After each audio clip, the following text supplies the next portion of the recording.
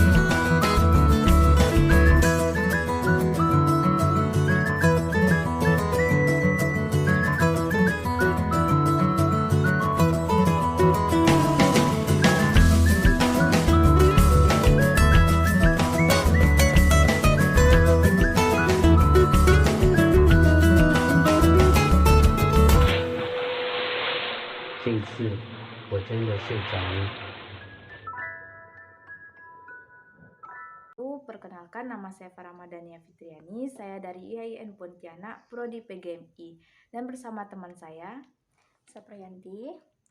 Di sini kita kedatangan bintang tamu dari salah satu guru Min 2 Pontianak. Pada hari ini kita akan berbincang tentang kisah inspirasi guru yang mengajar pada saat pandemi, yaitu beliau adalah Ibu Diana SPD. Nah, di sini kita akan banyak mendengar kisah-kisah inspirasi dari beliau, yaitu mengajar pada saat pandemi. Misalnya seperti tema kita pada hari ini, yaitu kisah inspiratif cerita atau kisah inspirasi dari guru, yaitu baik itu dari sistem pembelajarannya atau media pengajarannya dan lain sebagainya. Nah, langsung saja kita mendengar langsung cerita dari beliau. Oke, selamat malam Ibu Diana. Oke, terima kasih sudah menyempatkan waktunya untuk meluangkan waktunya untuk wawancara. Nah, pada hari ini tema yang kita angkat pada hari ini ialah tentang inspirasi atau cerita guru dalam mengajar pada saat pandemi. Nah, boleh diceritakan tidak untuk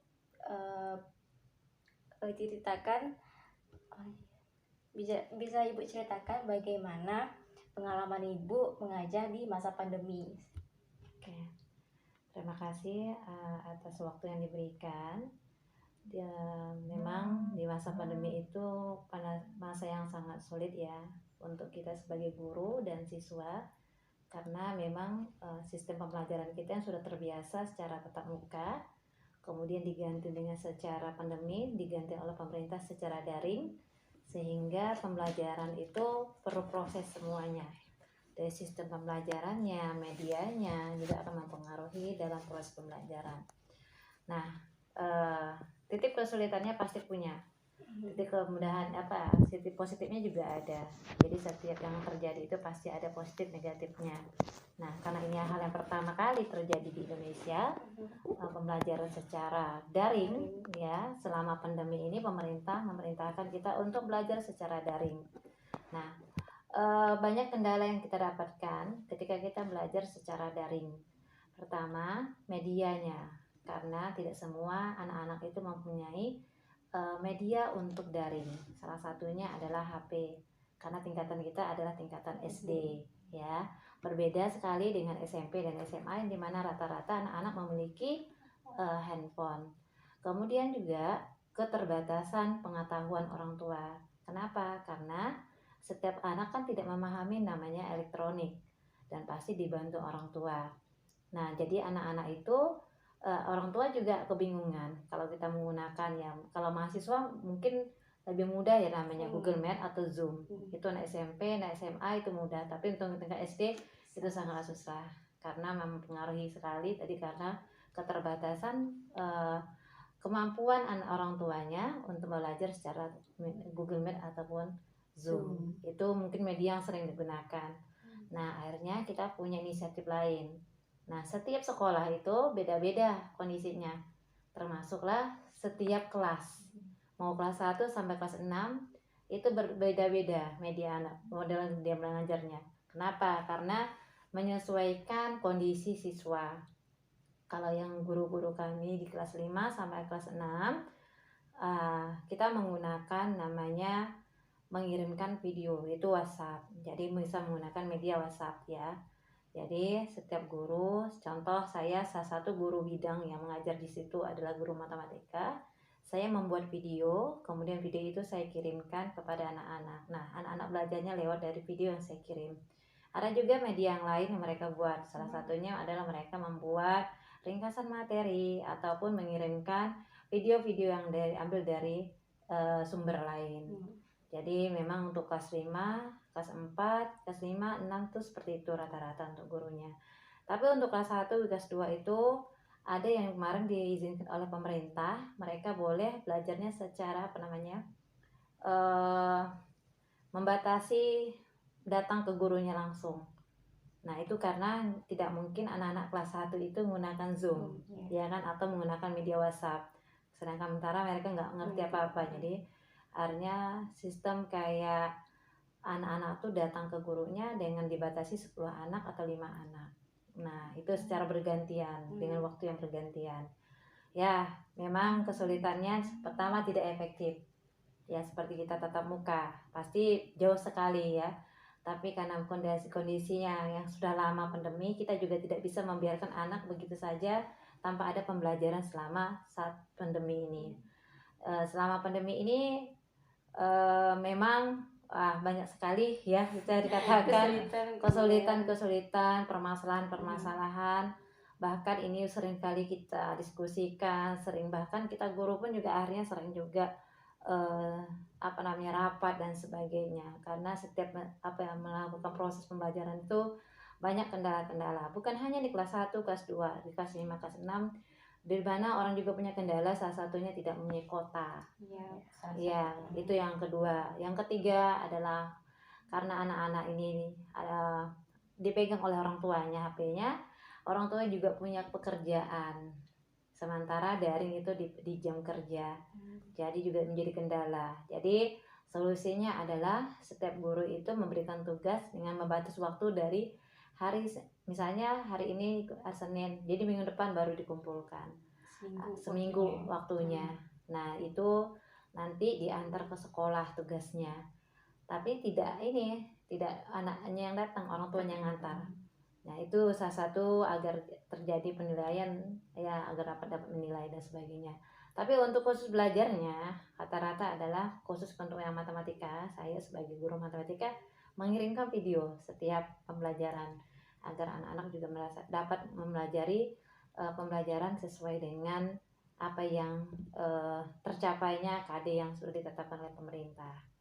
Seperti itu. Jadi dimaksimalkan di video itulah ya. Iya, itu untuk yang keefektifan untuk anak SD itu seperti itu. Karena kita tidak bisa secara Zoom ya. Iya. Iya. Jadi apakah dalam proses pembuatan video tersebut adakah ada kesulitan tersendiri menurut Ibu? Iya. Dalam mengeditnya gitu kan? Pasti ya, karena kita keterbatasan juga. Namanya membuat video itu jangka waktu itu akan mempengaruhi RAM-nya, ya kan, KB-nya dan jumlahnya. Jadi keterbatasan kita juga guru, HP yang juga penuh dengan semuanya daring, tugas yang pernah dikirim lewat daring juga. Akhirnya setiap kita membuat video tuh harus berkorban mengedit, mengkonsep dulu agar benar-benar paham gitu ya. paham, ringkas dan padat. Jadi orang tua yang menerima juga sama, HP-nya juga keterbatasan. Jadi kita juga harus memikirkan ya, tidak semua HP itu RAM-nya juga jumlahnya banyak. Akhirnya durasi videonya sangat singkat sekali, yaitu sekitar 5 sampai 10 menit. Dengan 5 sampai 10 menit bagaimana kita mengatur benar-benar mengkonsep sebelum kita membuat video. Mungkin ya bisa jadi sekali buat video itu bisa makan waktu 1 jam-an, karena harus menghapus terus mengulang lagi, menghapus dan mengulang kembali. Seperti itu, agar yang kita pikirkan bukan hanya diri kita. Ketika ini terkirim ke orang tua, belum tentu HP orang tuanya bisa membuka. Dan itu terjadi juga, pernah ditanyakan kepada anak-anak bahwa ada beberapa halangan orang tuanya tidak bisa membuka video karena kepenuhan memori, karena semuanya udah daring, mau informasi dan sebagainya. Bukan hanya satu mata pelajaran, ini semua mata pelajaran. Bayang enggak, satu di Min itu anak-anak punya belasan mata pelajaran dan semuanya daring. Jadi kebayang kalau ngirim video dalam sehari itu 3 orang, 4 orang, KB di HP itu berapa yang bisa membuatnya, dan belum lagi tugas-tugas lainnya.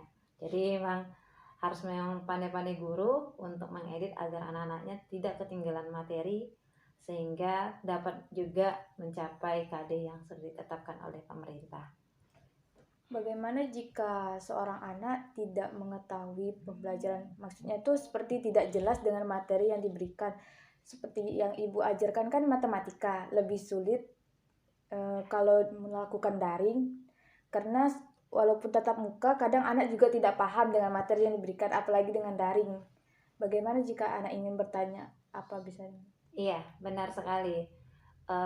Ketika tatap muka saja, apa yang kita sampaikan belum tentu mereka mengerti, ya kan? Nah, kondisi seperti ini juga memang keterbatasan. Jadi daripada salah satu mengatasinya adalah biasa mereka tanya balik lewat WA. Ya, kita juga ekstra biasa untuk meladeni siswa. Kadang, Bu, ini caranya seperti apa? Bu, ini caranya benar seperti ini. Jadi caranya adalah keterbatasan tidak paham mereka adalah melewat WhatsApp. Tapi itu lagi, saya tidak bisa menjelaskan secara detail apa yang mereka tanyakan karena keterbatasan daring, tidak pernah tatap muka sama sekali. Jadi memang siswa memahami, kondisi orang juga memahami, tapi kadang-kadang ya tadi maka saya bilang konsepnya itu penting. Ketika kita menyampaikan itu harus ada yang benar-benar singkat tapi mereka mengerti, tidak perlu panjang-panjang, karena ketika panjang-panjang itu membuat anak tuh semakin pusing. Jadi saya sebagai guru yang mungkin sudah bisa membandingkan lah antara daring dengan ini, akhirnya buat durasi videonya itu singkat-singkatnya tetapi jelas, mereka jelas gitu. Kendalanya sih jarang, kalau dipersenkan itu ya 50% mereka sudah mengerti, walaupun dengan kondisi, karena memang saya batasi dengan materi yang tercapai. Karena memang di selama pandemi ini kita dari pihak sekolah tidak mengejar KD yang harus diselesaikan seperti kita tatap muka. Ya, jadi kalau misalkan di tatap muka kita harus menyelesaikan 4 bab, untuk di KD karena daring ini adalah kita tidak dituntut kalau bisa maksimal 2 bab atau 3 bab materi yang kita sampaikan, cukup sampai itu. Yang penting ada pembelajaran dan anak paham. Ya, kalau ngejar KD sih sebenarnya banyak cara ya. Cukup ngasih tugas saja, tapi apakah anak mengerti tidak? Itu juga menjadi beban kita sebagai guru. Jadi caranya seperti itu.